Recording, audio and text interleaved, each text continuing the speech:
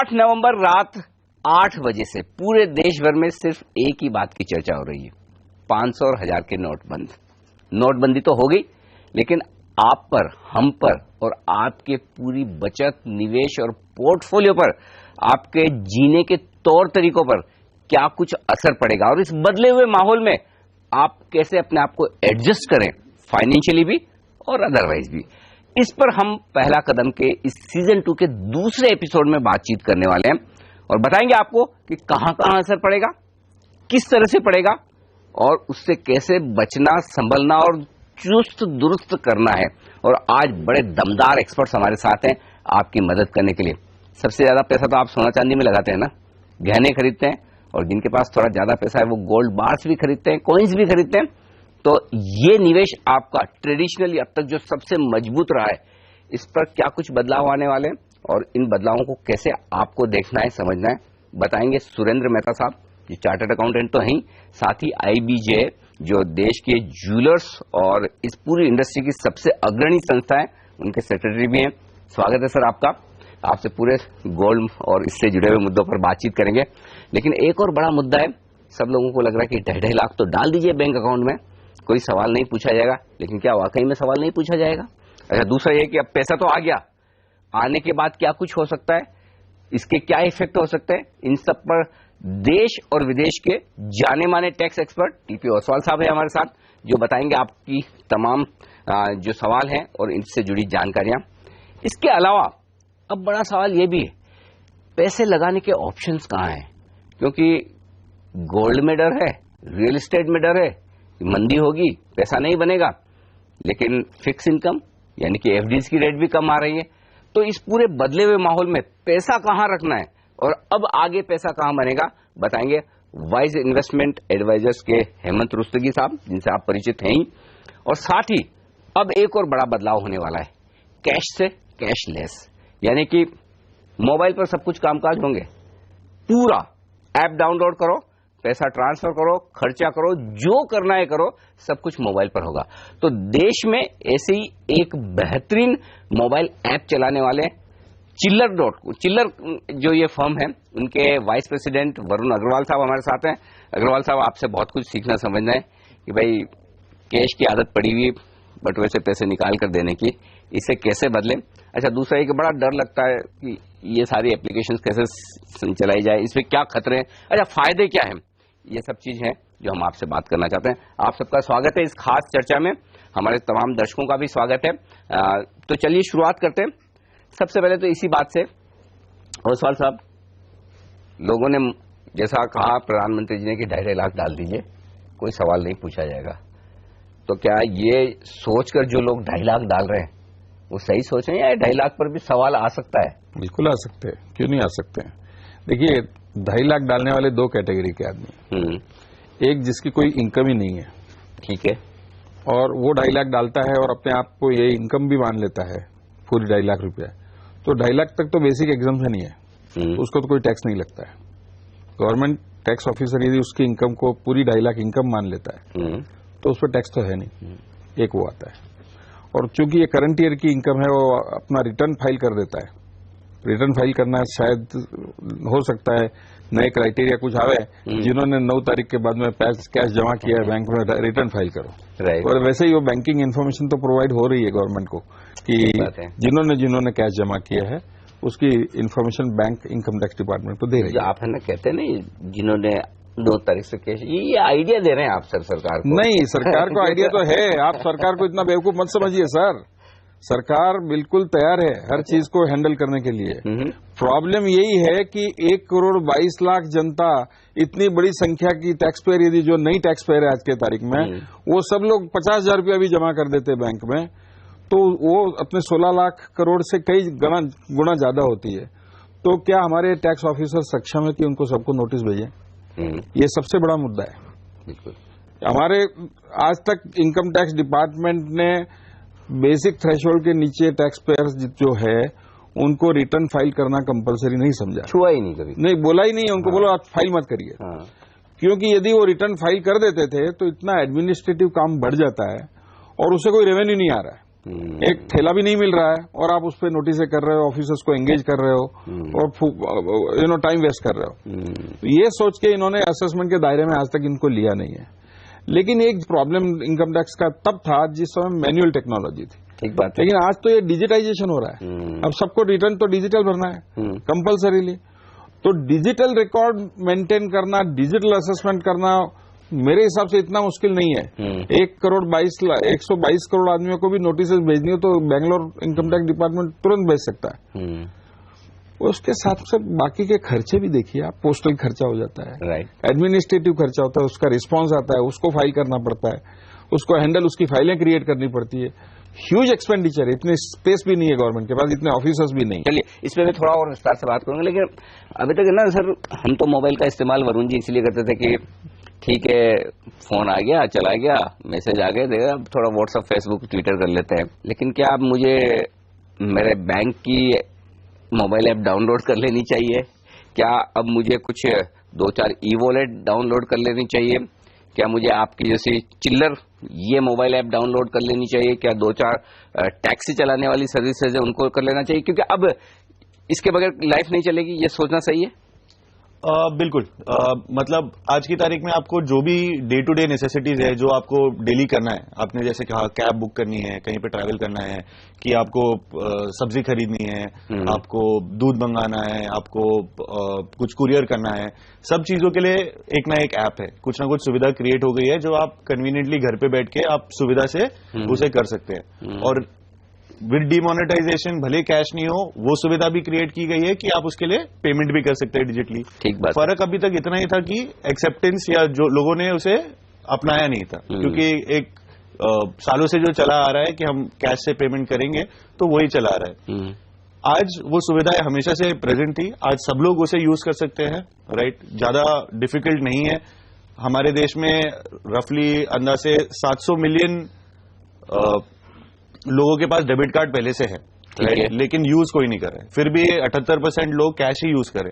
हमारे जो कंज्यूमर है, जो उपभोक्ता है, वो कैश ही डे टू डे पेमेंट्स में यूज करते हैं। बट वो सेफली ये अपने 100% कॉन्फिडेंस से आज की तारीख में ये सारे एप्स यूज कर सकते हैं, उसमें अपनी पेमेंट इन्फॉर्मेशन या कार्ड डाल सकते हैं और उससे ट्रांजैक्शन कर सकते हैं, उसमें बिल्कुल दिक्कत नहीं। और ये भले ही ऐसा नहीं कि अब से लेकर 30 दिसंबर तक का ही मामला है, लाइफ लॉन्ग।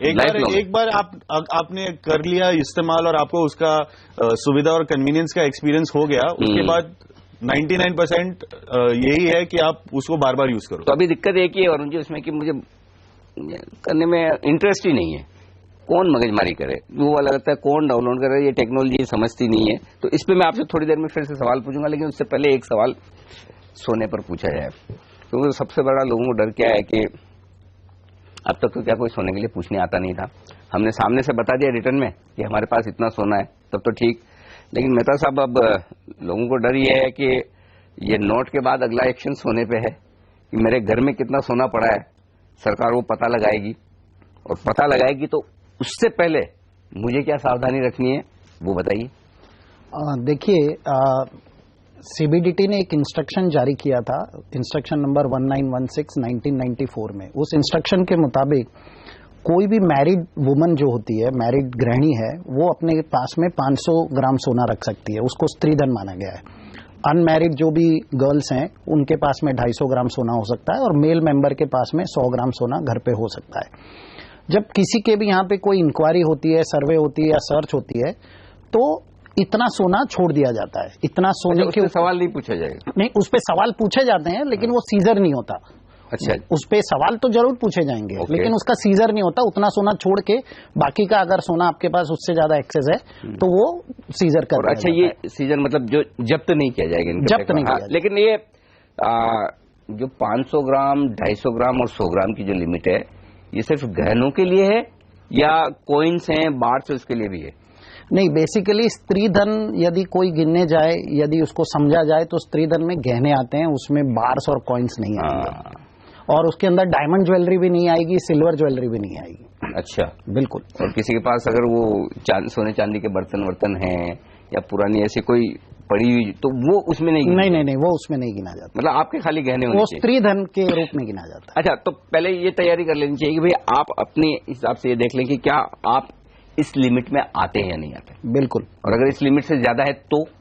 इस लिमिट से ज्यादा है तो उनको आईडीएस में डिक्लेरेशन कर देना चाहिए था, और जिन्होंने नहीं किया है डिक्लेरेशन तो यदि उन्होंने उसके उपरांत भी अगर पहले वेल्थ टैक्स एक्ट था उसमें डिक्लेरेशन किया है तो भी ठीक है, यदि नहीं किया है तो उनके लिए ट्रबल हो सकती है। क्वेश्चन मार्क है। क्यों ओसवाल साहब जो आप कह रहे थे? देखिए, अभी मैंने कुछ 100 ग्राम सोना खरीदा बाजार से, सेविंग में से खरीदा, और मैंने बिल लिया है। ठीक बात है। और उसी समय मेरे पास कैश विड्रॉल भी थे और मैंने कैश में लिया है, या फिर मैंने चेक दे के लिया है, और मैंने कोई डिस्क्लोजर कहीं पे भी किया नहीं क्योंकि मैं वेल्थ टैक्स में नहीं हूँ। ठीक बात। और वो बिल मैंने संभाल के रखा है। प्रायः ऐसी चीजों के बिल लोग संभाल के रखते हैं, तो आपको एक्सप्लेन करने की जरूरत नहीं है, ये तो आप बिल दिखा दीजिए, कोई प्रॉब्लम ही नहीं है। आपकी इनकम टैक्सेबल लिमिट में है, बिलो टैक्सेबल लिमिट है, तो कोई इश्यू नहीं है। तो बिल संभाल के रखना बहुत जरूरी है, और कम से कम जिन्होंने पास्ट में नहीं संभाला तो अभी तो संभालना शुरू करें। लेकिन दिक्कत तो उन लोगों की जिन्होंने बिल में नहीं लिया है, नहीं कहीं दिखाया है, अब वो विड्रॉल सामने है या नहीं, तो उनके लिए मुश्किल भरा वक्त होगा, ये बात समझ लीजिए। लेकिन अब इस मुश्किल भरे वक्त में जो पैसा बच गया है उसे सही तरीके से कहां लगाएं? रियल एस्टेट है, गोल्ड है, फिक्स डिपॉजिट और डेट है, और साथ में इक्विटी है। ये 4 एसेट क्लास है। क्या अब फिजिकल एसेट्स यानी कि गोल्ड और रियल एस्टेट से हटकर सोचने समझने का वक्त आ गया है? यदि हाँ तो फिर वो क्या है? हेमंत रुस्तगी साहब से करेंगे बातचीत इस मुद्दे पर इस ब्रेक के बाद।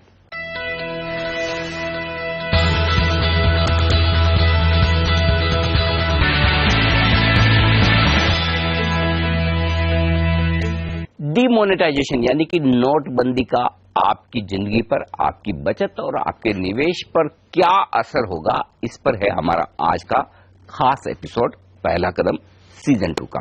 हमारे साथ हैं सुरेंद्र मेहता साहब, टीपी ओसवाल साहब, साथ ही हेमंत रुस्तगी साहब और साथ ही वरुण अग्रवाल जी भी। जो बात कर रहे थे हम कि कहां कहां किस तरह का असर होने वाला है, लेकिन एक बड़ा असर और एक बड़ा बदलाव जो हेमंत होगा लोगों की जिंदगी में कि निवेश करने के तौर तरीकों पर। क्योंकि अब तक ट्रेडिशनली हम हिंदुस्तान के लोगों को लगता है कि जो सामने दिखता है वही सही है, और सामने क्या दिखता है? सोना, रियल एस्टेट, प्रॉपर्टी। तो क्या अब वक्त आ गया कि इस सोच में थोड़ा बदलाव करने की जरूरत है? यदि हाँ तो कैसे करें? देखिए अनिल जी, बिल्कुल सही कहा आपने, ये 2 चीजों में तो बदलाव आना ही है। उसके अलावा जो हम फाइनेंशियल एसेट में भी जो पैसा लगाते हैं हमारे देश में, ज्यादातर पैसा जो है हमारा फिक्स डिपॉजिट और स्मॉल सेविंग स्कीम में जाता है। उसका कारण क्या है? उसका कारण एक ही था कि हमको फिक्स रिटर्न मिलता है और हमको लगता है कि हमारी कैपिटल जो है वो सेफ है। कॉन्सेप्ट यही है, हमेशा से लोगों को बताते आ रहे हैं, और शायद अब डिमोनेटाइजेशन के बाद शायद और ज्यादा इंपॉर्टेंट हो गया कि रिस्क जो आपके पैसे में 2 तरीके का होता है। एक तो ये आप चाहते हैं कि आपका जो मूल रकम है वो ना गिरे, दूसरा होता है इन्फ्लेशन का रिस्क। ज्यादातर इन्वेस्टर जो हमारे देश में वो इन्फ्लेशन के रिस्क को समझते नहीं है।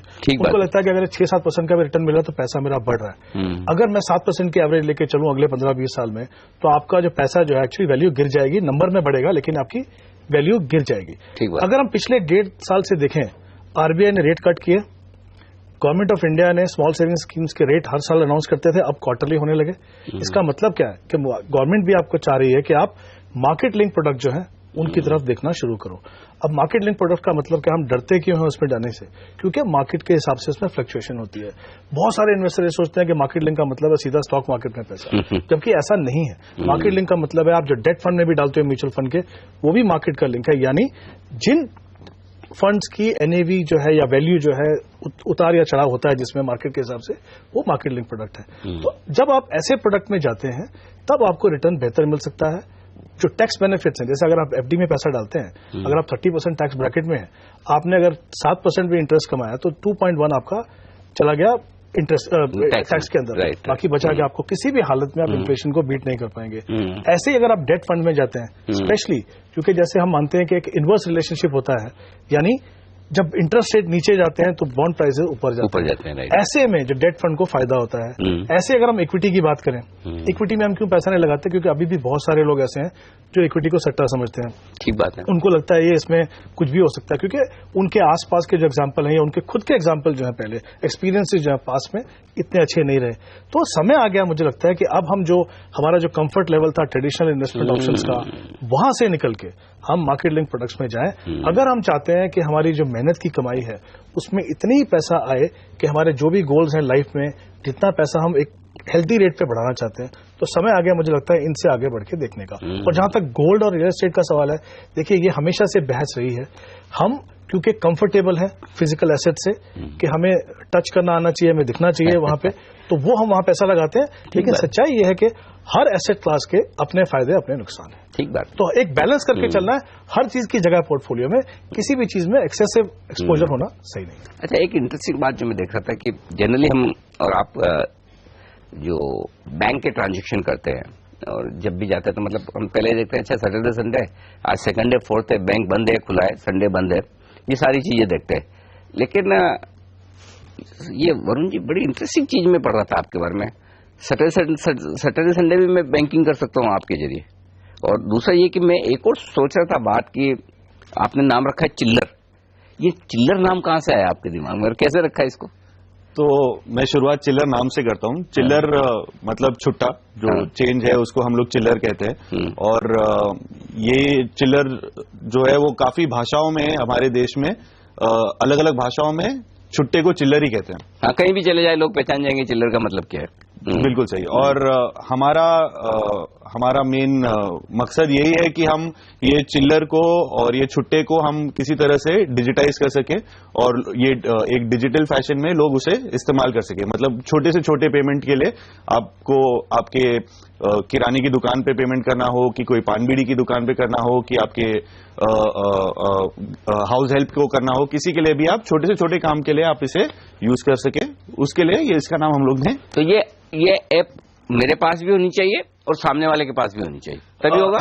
जरूरी नहीं है। तो अच्छा, ये अलग अलग 2-3 फंक्शनैलिटी है इसमें। जैसे एक तो वो हो गया, अगर हम दोनों इस ऐप में हैं तो मुझे आपकी अकाउंट की डिटेल की जरूरत नहीं है। अगर मुझे आपको पैसे ट्रांसफर करने हैं, मैं जैसे आप आजकल व्हाट्सएप यूज करते हैं वैसे आप चिल्लर में से मैं आपका खाली नाम ढूंढ के उस पर क्लिक करके आपको इमीडिएटली पैसे भेज सकता हूं। मुझे आपको अकाउंट डिटेल्स की जरूरत नहीं है। अच्छा, अगर आप चिल्लर पे नहीं हैं तो मुझे आपका एक अकाउंट नंबर और IFSC कोड चाहिएगा। जैसे आप आपकी नेट बैंकिंग पे आज की तारीख में जाते हैं, वहां पे आप बेनिफिशियरी ऐड करते हैं। नॉर्मली आपको वहां पे 2 घंटे से 24 घंटे से 48 घंटे रुकना पड़ता है बैंक टू बैंक में। ठीक बात है। हमारी एप्लीकेशन में वो जरूरत नहीं है। आप इमीडिएटली अकाउंट नंबर और IFSC डाल के मैं इस सेकंड आपको पैसे भेज सकता हूं। और जैसे आपने कहा, ये छुट्टियों के दिन भी चलता है, सैटरडे संडे हो, पब्लिक हॉलिडे हो, गवर्नमेंट हॉलिडे हो, बैंक हॉलिडे हो, सब दिन 24/7 आप इसे 24 घंटा 7 दिन हफ्ते के आप इसे यूज कर सकते हैं, कभी भी पैसा ट्रांसफर कर सकते हैं। और जो पैसे ट्रांसफर होते हैं वो एक IMPS करके टेक्नोलॉजी है जो real time fund transfer enable करती है। तो उसकी वजह से जो आपका अकाउंट डेबिट और क्रेडिट होता है वो एक with in a matter of a second हो जाता है। क्या बात है, इतनी टेक्नोलॉजी आ गई, हमें पता नहीं था। लेकिन इस टेक्नोलॉजी के साथ ओसवाल साहब एक दिक्कत है, वो दिक्कत ये कि जितने खर्चे कर रहे हैं हम चिल्लर से या किसी और से, वो तो सब गवर्नमेंट की नजर में होंगे। तो जो लोग कैशलेस हो रहे हैं उन्हें ये ध्यान में रखना चाहिए कि खर्चे और इनकम मैच की जाएगी। देखिए, चिल्लर में पैसा ट्रांसफर करोगे ना तब वो अकाउंट फॉर होगा। हाँ, उसमें ट्रांसफर करने के बाद उसका क्या खर्चा करोगे उसका थोड़ी अकाउंटिंग होता है। अब क्या चलेगा उस पर फोकस करना है। तो चलिए, चलने वाला यही है, नई टेक्नोलॉजी और नए तरीके। इसी पर बातचीत करेंगे, लेंगे दर्शकों के सवालों के जवाब भी। हमारे चारों एक्सपर्ट्स हमारे साथ हैं, आप भी बने रहिए। लौटेंगे एक छोटे से ब्रेक के बाद।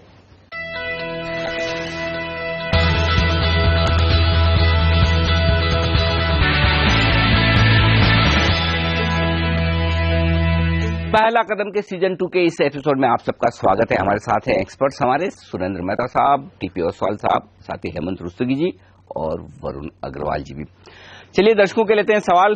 सर पूछिए अपना सवाल। मेरा सवाल ये है कि अभी जो नोटबंदी चल रही है उससे इकोनॉमी का ये GDP जो ग्रोथ है उससे क्या फर्क पड़ेगा? क्योंकि अभी मार्केट में पैसे इतने फ्लो नहीं हो रहे सप्लायर के पास, हर जगह पे थोड़ा सा क्रंच चल रहा है, लिक्विडिटी कम है सर। तो इसका आगे क्या असर होगा मैं जानना चाहता हूँ। बिल्कुल, हेमंत जी बताएं। सर, लोगों को डर ये कि कहीं ग्रोथ कम हो जाएगी, काम धंधे बिजनेस कम हो जाएंगे, अगर होंगे तो कब तक होंगे और क्या लॉन्ग टर्म में इसके कुछ फायदे भी हैं? देखिए अनिल जी, मैं ये कहना चाहूंगा कि इसका डेफिनेटली इकोनॉमी के ऊपर फर्क पड़ेगा। कम से कम 2 क्वार्टर, शायद उससे ज्यादा भी हो सकता है, क्योंकि अल्टीमेटली काफी जगह प्रोडक्शन बंद हो गई है। जो कैश मार्केट है उनके पास पैसा नहीं है इन्वेस्ट करने के लिए, लोगों के पास कंजम्पशन के लिए पैसा नहीं है। हमारी जो इकोनॉमी है वो कंजम्पशन बेस्ड इकोनॉमी है। अगर वो कंजम्पशन नहीं हो तो डेफिनेटली स्लो डाउन, और वो स्लो डाउन हमको अगले 2 क्वार्टर में कंपनी के रिजल्ट्स में डेफिनेटली देखने को मिलेगा। ये तो है इमीडिएट इम्पैक्ट जो अगर शॉर्ट टर्म की हम बात कर रहे हैं। लॉन्ग टर्म में अगर आप देखो तो मुझे लगता है इकोनॉमी को काफी फायदे भी हो सकते हैं, क्योंकि जितना पैसा अभी बैंकों में आ रहा है वो पैसा अगर वहां पे रहता है उसका पैसा निकलेगा भी, ऐसा नहीं कि पूरा पैसा जो है वो बैंकों में रहेगा, और जो गैप रहेगा जितना पैसा सर्कुलेशन में है और जितना पैसा वापस आया, अगर गवर्नमेंट उसको यूज करती है इंफ्रास्ट्रक्चर के लिए, तो डेफिनेटली हमारी एक जो बड़ी प्रॉब्लम थी कि इंफ्रास्ट्रक्चर के लिए पैसा नहीं था हमारे पास, या जो ग्रोथ आगे जो होने वाली है, मुझे लगता है लॉन्ग टर्म के लिए डेफिनेटली ये इकोनॉमी के लिए बेहतर है। लेकिन 2-3 क्वार्टर डेफिनेटली आप एक स्लो डाउन देखेंगे और वो आपको अगले क्वार्टर, इसी क्वार्टर से देखने को मिलेगा।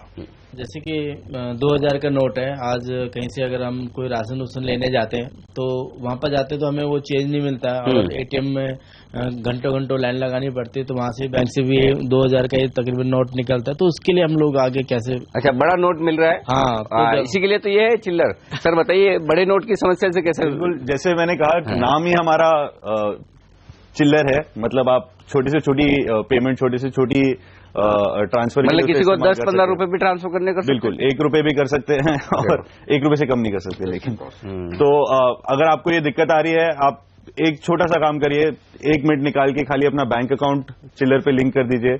आप जिसके भी पास जाएंगे, जो भी दुकानदार के पास जाएंगे, आप उसे चिल्लर से पैसे ट्रांसफर कर सकते हैं। जिन लोगों के पास अकाउंट नहीं है और जो रिचार्ज कराना चाहते हैं या अपना बिल का पेमेंट करवाना चाहते हैं या कुछ कराना चाहते हैं, वो भी इन दुकानदारों के या व्यापारियों के थ्रू करवा सकते हैं, क्योंकि वो उनके पास वो अपने ऐप के जरिए ये सारी चीजें कर सकते हैं। तो अगर आपके पास कैश है और आपके पास अकाउंट नहीं है, वो पॉपुलेशन के लिए, वो जनता के लिए, तो वो ऐसे दुकानदारों को भी कैश देके उनके थ्रू ये सारी चीजें करवा सकते हैं। ये सुविधाएं सारी क्रिएटेड और की गई है।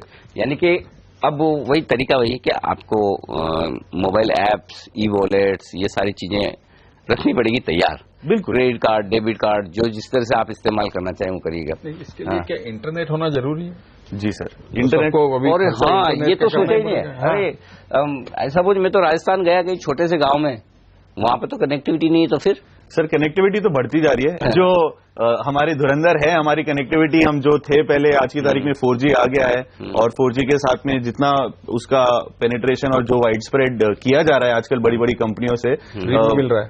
हाँ जी, और फ्री में मिल रहा है, बिल्कुल राइट। तो इनफैक्ट अगर आप हमारे बारे में बात करें, हमने ऑपरेटर की यूसेज में पिछले 2 महीने में बहुत बड़ा चेंज देख लिया है। जो लोग फ्री में बांट रहे हैं, उनका यूसेज 2 महीने में हमारे पुराने जो बड़े बड़े ऑपरेटर थे उनसे ज्यादा हो गया है। तो ज्यादा से ज्यादा लोग कनेक्ट हो रहे हैं, मोबाइल फोन्स, स्मार्टफोन ज्यादा से ज्यादा लोगों के पास आ रहे हैं, छोटे से छोटे गांव में। तो वो दिक्कत तो हमें कहीं नहीं दिखती। यानी कि ढेर सारे एप्स हैं, चिल्लर है, पेटीएम, फ्रीचार्ज, पता नहीं बहुत सारे हैं जो जिनके नाम आते रहते हैं। आपको जो जैसा सुविधाजनक लगे वो जरूर कर लीजिएगा। अभी जो चिल्लर ऐप की आप बात कर रहे हैं, रिसेंटली आपने सुना होगा कि लगभग 32 लाख अकाउंट हैक हुआ था। तो अगर मैं ये ऐप यूज करता हूँ तो फ्यूचर में कोई मेरा अकाउंट हैक भी कर लिया तो मेरा तो लॉस रहेगा ना सर। रिस्पॉन्सिबल कौन रहेगा? क्योंकि मेरा बैंक का सारा बैलेंस वो चला जाएगा। हाँ, ये एक जेन्युइन प्रॉब्लम है कि चाहे कोई भी ऐप हो, कोई बैंक की हो या कोई दूसरी हो, ई वॉलेट्स हो, अकाउंट हैकिंग हुए तो क्या होगा? सर जैसे मैंने पहले कहा, एक बेसिक स्टैंडर्ड्स जो है आरबीआई के या जो भी मल्टीपल बॉडीज हैं आज की तारीख में जिन्होंने इम्प्लीमेंट किए हैं, हम वो सारी कंप्लायंसेस को मद्देनजर रख के ही प्रोडक्ट बनाते हैं। सारे सिक्योरिटी फीचर्स उसी हिसाब से बनाए गए हैं। तो ऐसा होने का चांसेस तो बिल्कुल नहीं है। जैसे अगर आप चिल्लर की सिचुएशन देखें तो हम कभी भी अकाउंट की डिटेल्स रखते ही नहीं है। हम एक प्लेटफॉर्म है और जहां पे हम बैंकों को लिंक कर रहे हैं, एक ही प्लेटफॉर्म पे 20 बैंक है, 30 बैंक है, सबको हमने एक कॉमन प्लेटफॉर्म दे दिया ताकि लोग को अलग अलग ऐप नहीं यूज करनी पड़े। तो जितना डेटा रहता है, हम डायरेक्टली यूजर का डेटा बैंक को पास कर देते हैं, हम उसको स्टोर नहीं करते, बिकॉज बैंक के पास ज्यादा सिक्योरिटी स्टैंडर्ड्स हैं एंड वो सारी चीजें सेव करती हैं। वो आरबीआई के साथ में ज्यादा क्लोजली काम करती है। तो जो बेसिक डिटेल्स है, आपका नाम या प्रोबेबली मोबाइल नंबर, वो मेरे पास है। लेकिन आपकी जो अकाउंट की इंफॉर्मेशन है, मतलब आपका अकाउंट हैक करने की जो प्रोविजन है, वो चिल्लर ऐप से नहीं हो सकती है। वो सारी हम लोग बैंक को दे देते हैं। बहुत सारी इंक्रिप्शन होती है, बहुत सारे सिक्योरिटी स्टैंडर्ड होते हैं। तो ओवरऑल मैं यही कहूंगा कि उसकी चिंता ना करें। ये एक वन ऑफ केस है जिसके बारे में मैं भी ज्यादा कुछ अभी बोल नहीं सकता। वो बैंक के लेवल पे ठीक उसी तरह से जैसे कभी हो सकता है आपके वॉलेट भी गिर जाए, गुम जाए पैसे, वो उसी तरह का है कि कभी कोई कर ले या किसी ने जैसे आपका पॉकेट मार लिया। करेक्ट, हैकिंग वही वैसे ही हो गया।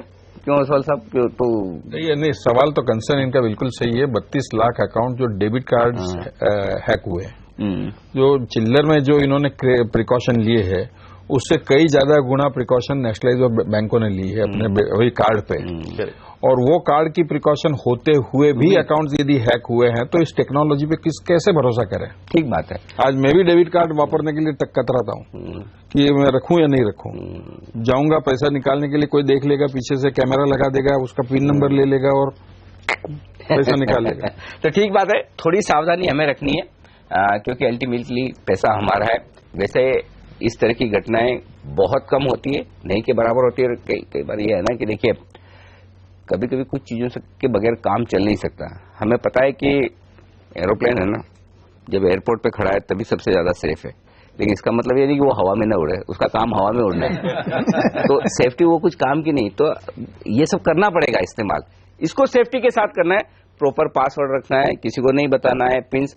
अब सबसे बड़ा मेरे लिए तो समस्या ये होती है कि इतने सारे लॉगिन आईडी, पासवर्ड, ये सब पिंस याद करना मुश्किल काम, लेकिन करना पड़ेगा। एक बार हो गया तो फिर उसके बाद लाइफ आसान है। लेकिन लेंगे एक छोटा सा ब्रेक, और इस ब्रेक के बाद हम हमारे एक्सपर्ट से बातचीत करेंगे, पूछेंगे उनसे कि बदले हुए माहौल में निवेश और एसेट्स दोनों को कैसे मैनेज किया जाए, इस ब्रेक के बाद।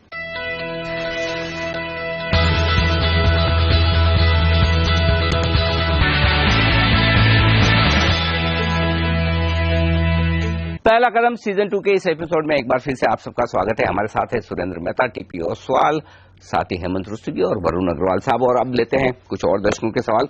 पूछिए सर अपना सवाल। मेरा बहुत एक बेसिक सा सवाल है कि अभी डीमोनेटाइजेशन जब से हुआ है, रियल एस्टेट और गोल्ड ये दोनों के प्राइसेस घट गए हैं, तो क्या ये सही समय है उनमें इन्वेस्ट करने का, या मुझे वेट एंड वॉच करना चाहिए? बिल्कुल, देखिए, वाइज इन्वेस्टमेंट एडवाइजर्स के हमारे हेमंत रुस्तगी साहब तो अभी भी बता रहे थे कि भाई फाइनेंशियल एसेट्स में आइए, लेकिन सोने और रियल एस्टेट की गहरी पकड़ रखने वाले भी हमारे साथ मेहता साहब हैं। तो मेहता साहब, ये पैसा लगाने का वक्त आ गया। दूसरा एक चीज और इसके साथ जो पूछना चाहता हूँ, देखिए भले हम कितना ही मना कर दें लोगों को कि गोल्ड मत खरीदिए, मत खरीदिए, मत खरीदिए, जिसको खरीदना हो तो खरीदेगा, और हिंदुस्तान में तो हमारी सबकी आदत है। तो मैं दूसरा सवाल पूछता हूँ फिर आपसे इसके साथ ही, कि जिन लोगों को गोल्ड खरीदना है, खासतौर से गृहिणियां, लेडीज, उनको गोल्ड खरीदते वक्त क्या सावधानी रखनी चाहिए? आपके सवाल का मैं जवाब देता हूं। अभी तक नॉर्मली अपने हिंदुस्तान में कैसा है कि गृहिणी जब गोल्ड खरीदती है या गोल्ड को एक्सचेंज करती है, बैंगल को चेन में कन्वर्ट कर दिया, तो नॉर्मली वो अपने हस्बैंड से छुपाती है। ठीक बात है। अब ये मेरे ख्याल से वो अपने हस्बैंड से छुपा नहीं पाएगी। पहले तो वो जब घर से सोना खरीदने निकलेगी तो उसको सबसे पहले तो अपने साथ में पैन कार्ड रखना होगा। ठीक बात है। वो बिना पैन कार्ड के सोना खरीद नहीं पाएगी।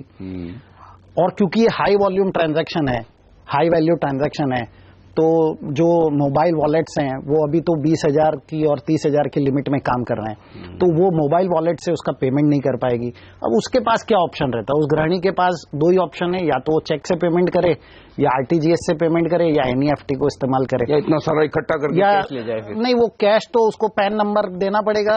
अगर आज तो 2 लाख रुपए की लिमिट है, ये लिमिट कम भी हो जाए तो उसको ये उसके पास ऑप्शन है, क्योंकि डेबिट कार्ड, क्रेडिट कार्ड में भी एक लिमिट होती है।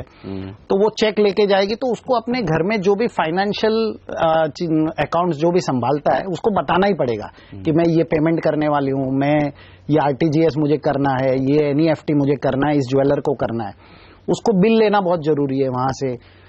उसके बिल के साथ साथ में उसको ये भी इंश्योर करना पड़ेगा कि बिल पे सारा डिस्क्रिप्शन हो, क्योंकि बाद में कभी कहीं कोई दिक्कत हो, इनकम टैक्स की वगैरह कोई डिपार्टमेंट की दिक्कत हो, तो ज्वेलरी कोई और मिले, बिल पे कुछ और लिखा हो, ऐसा भी नहीं होना चाहिए। उसको ये इंश्योर करना पड़ेगा कि जब वो ज्वेलरी खरीदती है तो उसमें सोना कितना है, मोती कितने, कुंदन कितने, वो पूरी डिटेल उसको लेनी पड़ेगी।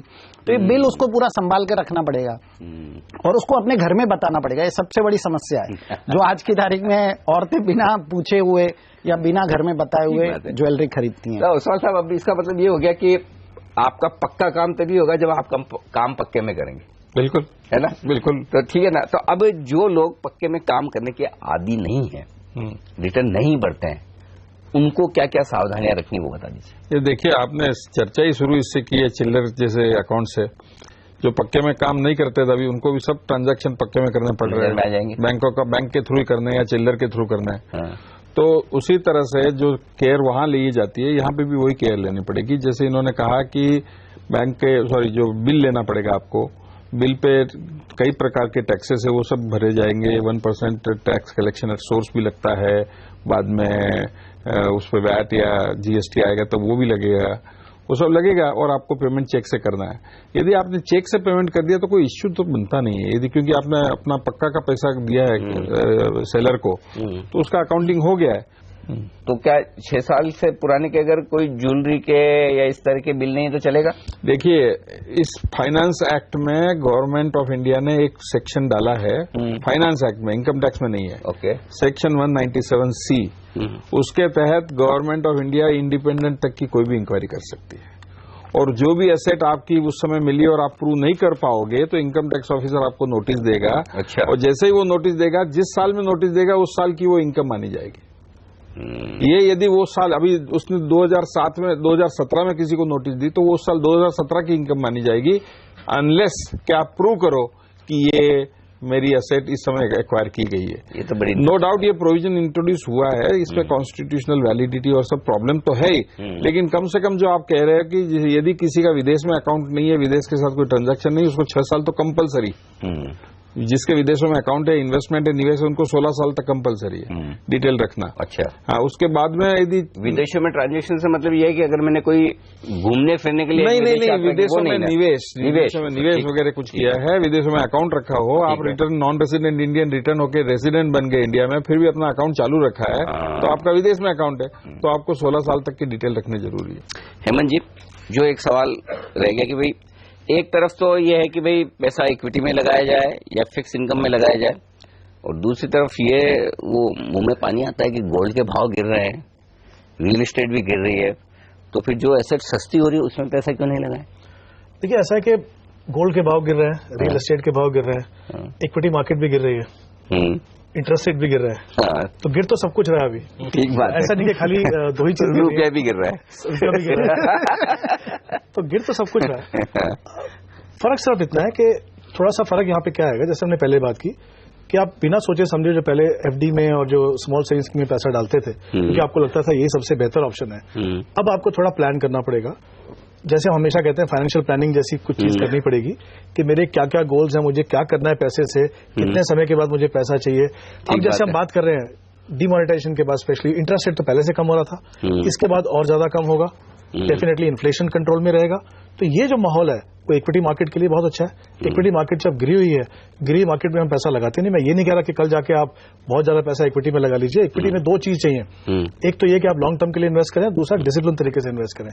ऐसा नहीं कि क्योंकि मार्केट 10% गिर गया या कोई स्टॉक 30% गिर गया तो डेफिनेटली आपको रिटर्न देगा। वो अगर आप नहीं जानते हैं तो म्यूचुअल फंड में पैसा लगाइए। डेफिनेटली आपको कहीं ना कहीं अपने इन्वेस्टमेंट के बारे में सोच के बदलने की जरूरत है यहाँ पे। और जैसा मैंने पहले कहा, हर एसेट क्लास की पोर्टफोलियो में जगह है। अगर आपको लगता है कि गोल्ड गिरा है, आपको ये समझना है कि आपको बच्चों के लिए पढ़ाई के लिए पैसा चाहिए, आपके रिटायरमेंट के लिए पैसा चाहिए। क्या पैसा वो पूरा आप सोने में लगा सकते हो? क्या वो लिक्विडिटी की प्रॉब्लम अगर नहीं रहेगी तो प्राइस का प्रॉब्लम रहेगा? कहीं ना कहीं आपको ये सब सोच के चलना है। और गोल्ड को जैसे हम बोलते हैं हमेशा एक हेज मानते हैं इन्फ्लेशन। अच्छा, मैं तो एक चीज सोच रहा था, देखो आप और मैं कितने ही भाषण देते हैं, जिनको सोने में पैसा लगाना लगाएंगे। हिंदुस्तान में लोग इतनी जल्दी बदलने वाले हैं, क्यों मेहता साहब? बिल्कुल सही है, सही, बिल्कुल सही। तो मैं दूसरा सवाल पूछता हूँ, जिनको सोने में लगाना है वो ये बार खरीदे, कॉइन खरीदे, बिस्किट और क्या कैडबरी, हाँ कैडबरी, उसके बजाय गोल्ड ईटीएफ खरीदें, या दूसरे क्या तरीके हैं गोल्ड में इलेक्ट्रॉनिक इन्वेस्टमेंट करने के, वो कंसिडर किए जाए? अनिल जी, अगर आपको गोल्ड लेना ही है, आपने मन बना लिया है कि गोल्ड लेना है, कोई उसको बदल नहीं सकता है, तो फिर फिजिकल गोल्ड की जगह, क्योंकि अगर आप ज्वेलरी लेते हैं उसमें मेकिंग चार्जेस है, फिर दोबारा से आप और डिजाइन को जाओगे तो चलेंगे, फिर पैसे कम मिलेंगे, प्योरिटी का इशू आता है, सेफ कीपिंग का इशू आता है। अगर आपको गोल्ड रखना ही है तो आपके पास बहुत सारे ऑप्शन है। आज गोल्ड ईटीएफ खरीद सकते हैं। अगर आप स्टॉक मार्केट में इन्वेस्ट करते हैं, आपका डीमेट अकाउंट है, आप फेमिलियर है किस तरह से करना है, तो आप गोल्ड ईटीएफ खरीद सकते हैं। वो भी नहीं है आपके पास तो गोल्ड सेविंग फंड होते हैं, जो फंड गोल्ड ईटीएफ में जितना गोल्ड ऊपर नीचे होगा उतना रिटर्न आएगा। जी बिल्कुल, 1 ग्राम की 1 यूनिट होती है। तो सबसे अच्छी बात क्या है कि आप फिजिकल गोल्ड लेने जाएंगे तो कुछ क्वांटिटी आपको लेना पड़ेगा। अगर अंगूठी लेने भी जाएंगे तो कुछ क्वांटिटी रहेगी उसके अंदर। यहाँ पे अगर 1 ग्राम का पैसा आपके पास, 1 ग्राम गोल्ड खरीद लीजिए। कुछ ईटीएफ पहले ऐसे भी थे जहाँ पे आधा ग्राम गोल्ड के बराबर यूनिट है, तो आप जितना चाहें वो खरीद सकते हैं। और उसमें मेकिंग चार्जेस का इशू नहीं है, उसमें सेफ कीपिंग का इशू नहीं है, वो प्रॉपरली रिकॉर्डेड हम बात कर रहे हैं कि सब कुछ अभी जो है वही खाते में आना चाहिए, तो वो भी वहां पे आ जाएगा। आई थिंक अगर वो भी नहीं है आपके पास तो गोल्ड सेविंग फंड है, म्यूचुअल फंड के जो फंड ऑफ फंड है, यानी उसमें आप पैसा लगाइए, उसमें आप SIP के द्वारा भी इन्वेस्ट कर सकते हैं। वो जो गोल्ड सेविंग फंड है वो गोल्ड ETF में इन्वेस्ट करता है, उसका फायदा भी आपको होता है। ऑप्शंस आपके पास हैं, अगर आपको गोल्ड में डालना ही है तो मुझे लगता है पेपर गोल्ड एक बहुत अच्छा। मैं तो साहब फिर जिन लोगों के पास गोल्ड पड़ा है, ये सरकार की जो इतनी स्कीम्स हैं, गोल्ड मोनेटाइजेशन स्कीम्स हैं, बॉन्ड्स हैं, इनका कैसे फायदा उठाया जाए? बॉन्ड के अंदर तो बिल्कुल पैसा लगाना चाहिए, सरकार उसमें इंटरेस्ट भी देती है। मैं थोड़ा सा आपको बताना चाहता हूं कि ETF जो है, ETF में आपकी कॉस्ट लग रही है। जब आप ETF में इन्वेस्टमेंट करते हैं गोल्ड ETF में, तो उसमें कॉस्ट लगती है, ब्रोकरेज लगेगी, ब्रोकरेज लगती है, वो ETF के हैंडलिंग चार्जेस भी लगते हैं। अच्छा। लेकिन आप गोल्ड बॉन्ड में इन्वेस्ट करते हैं तो सरकार आपको सामने से इंटरेस्ट देती है और उसके ऊपर टैक्स भी नहीं लगता है। उस पे इंटरेस्ट पे भी टैक्स नहीं लगता है, उसके कैपिटल गेन पे भी टैक्स नहीं लगता है। तो gold bond, sovereign gold bond आज की तारीख में बेटर ऑप्शन है। गोल्ड के भाव बढ़ेंगे या घटेंगे तो भी फायदा मिलेगा, तो भी फायदा मिलेगा। अच्छा। तो भी उसमें फायदा मिलेगा, जो भी ऊपर नीचे हो। बिल्कुल बिल्कुल। तो अगर किसी को चाहिए तो मिल सकता है उसको रिडम्पशन के टाइम उतना नहीं, वो लोग इक्विवेलेंट उस पर्टिकुलर डे का मार्केट वैल्यू जो भी होगा उसके मुताबिक रुपया देंगे, आप मार्केट से जाके गोल्ड खरीद लीजिए। जहाँ की बॉन्ड की सवाल है, बॉन्ड की विंडो एक पर्टिकुलर टाइम पे खुलती है, हाँ, बराबर है, उस समय आपका ऐसा होगा तो ठीक है। ETF या गोल्ड सेविंग फंड में क्या आप जब भी चाहें सिस्टमैटिकली आप इन्वेस्ट कर सकते हैं। और तब तक हेमंत जी की एडवाइस लेकर लिक्विड फंड में पैसा डाल दें और जिस दिन विंडो खुले उस दिन जाके मेहता साहब की एडवाइस पर। उसमें मैं थोड़ा सा बताना चाहूंगा कि बहुत ही जल्द सरकार gold recurring deposit scheme launch करेगी। वो एक बिल्कुल normal post office recurring deposit scheme की तरह होगी। हम लोग उसके बारे में सरकार के साथ में चर्चा कर रहे हैं, बहुत जल्द शुरू हो जाएगा। तो वो जो विंडो ओपन करने का जो क्वेश्चन है कि पर्टिकुलर डे पे विंडो ओपन होती है, वो भी खत्म हो जाएगा। जब भी आपके पास पैसा है, आप पोस्ट ऑफिस के थ्रू गोल्ड रिकरिंग डिपॉजिट में पैसा लगाइए। लेकिन फिर भी हिंदुस्तान में ज्वेलरी पहनने की चाहत औरतों की कभी कम नहीं होगी। ज्वेलरी गोल्ड का इंपोर्ट हिंदुस्तान में लगातार बढ़ता जा रहा है। मेरे ख्याल से कोई भी आदमी अपनी गृहिणी को खुश नहीं कर सकता उसको पेपर गोल्ड दिखाकर या उसको ETF के सर्टिफिकेट दिखाकर। ये पॉसिबल नहीं है। एक गोल्ड की चाहत है, वो हमेशा रहेगी। लेकिन कुल मिलाकर बात साफ है कि बदले हुए माहौल में आपको बदलना जरूरी है, अपनी आदतें, अपने बचत करने के तरीके और बचत करने के बाद निवेश करने के तरीकों पर। और इसी पर आज हमारे चारों एक्सपर्ट्स ने आपकी मदद की। बहुत बहुत शुक्रिया सुरेंद्र मेहता साहब, TP ओसवाल साहब, हेमंत रस्तोगी जी और साथ ही वरुण अग्रवाल साहब, आप सबका बहुत बहुत शुक्रिया। और आप सब दर्शकों का भी बहुत शुक्रिया। मैं उम्मीद करता हूं कि पहला कदम का ये एपिसोड आपके लिए बहुत काम आया होगा। और हर हफ्ते इसी तरह शनिवार और रविवार को ठीक 11:57 पर जुड़ जाइएगा हमारे साथ, क्योंकि अगले हफ्ते फिर से हम आपके लिए कुछ और बेहद इंटरेस्टिंग अहम मुद्दों पर पूरा एपिसोड करेंगे, शो करेंगे, जो जानना और समझना आपके लिए बहुत जरूरी है। फिलहाल आज के शो में मुझे दीजिए इजाजत। बने रहिए हमारे साथ CNBC से आवाज पर। नमस्कार।